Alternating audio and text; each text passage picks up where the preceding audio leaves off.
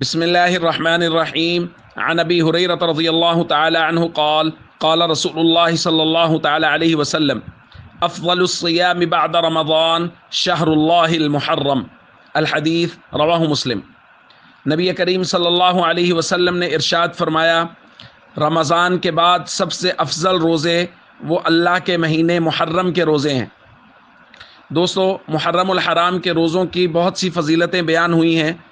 ایک حدیث میں حضور علیہ الصلوۃ والسلام نے 10 محرم کی روزے کی فضیلت بیان کرتے ہوئے ارشاد فرمایا، صیام یوم عاشوراء، 10 محرم کا روزہ، احتسب علی اللہ ان یکفر السنۃ التی قبلہ، مجھے اللہ کی ذات سے امید ہے کہ وہ 1 سال گزشتہ کے گناہوں کا کفارہ ہوگا۔ اور 10 محرم کے ساتھ 9 محرم کے روزے کا بھی اللہ کے نبی صلی اللہ علیہ وسلم نے حکم دیا، کیونکہ صحابہ کرام کہتے ہیں کہ حین صام رسول اللہ صلی اللہ علیہ وسلم یوم عاشوراء وامر بصیامہ، جب حضور نے 10 محرم کا روزہ رکھا اور اس کے رکھنے کا حکم دیا تو صحابہ کرام نے عرض کیا، یا رسول اللہ، یہ ایسا دن ہے کہ یہود و نصارہ بھی اس دن کی تعظیم کر کے روزہ رکھتے ہیں۔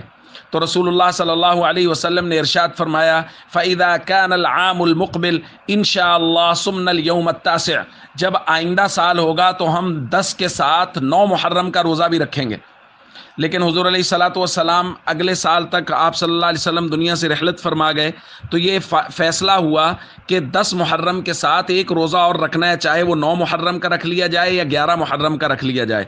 تو 9-10 یا 10-11۔ تو اس روزے کی بہت فضیلت ہے۔ اور یہاں ایک درخواست میں ضرور کرنا چاہوں گا، یہ جو ہمارے یہاں مزاج بن گیا ہے کہ شریعت کے کسی بھی حکم کے بارے میں جب تک یہ مینشن نہ ہو جائے کہ جی اس کی کتنی فضیلت ہے، محرم میں جہاں اور بہت ساری غلط فہمی ہیں وہاں یہ بھی ہے کہ جی بعض لوگ کہتے ہیں 10 محرم کا ایک روزہ 10,000 سال کے روزے کی فضیلت رکھتا ہے، 1,000 سال کے روزے کی فضیلت رکھتا ہے۔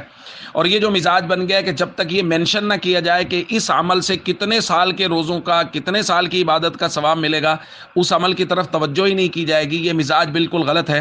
بس سب سے بڑی ترغیب اور سب سے بڑی دلیل یہ کافی ہے کہ کوئی عمل اللہ کے نبی صلی اللہ علیہ وسلم نے خود کیا یا آپ صلی اللہ علیہ وسلم نے اس کے کرنے کا حکم ارشاد فرمایا، تو بس ایک مسلمان کے لیے اس سے بڑی اور کوئی ترغیب نہیں ہے اور اس سے بڑی اور کوئی دلیل نہیں ہے۔ اس لیے عمل کی فضیلت کی مینشن کرنے میں نہ پڑیں، بس جو عمل اللہ کے نبی صلی اللہ علیہ وسلم سے صحیح سند کے ساتھ ثابت مل جائے یا اس کا حضور نے اس کا حکم دیا ہو یہ مل جائے، تو اس عمل کی طرف پوری توجہ کر کے اس عمل کو کرنا شروع کر دیں۔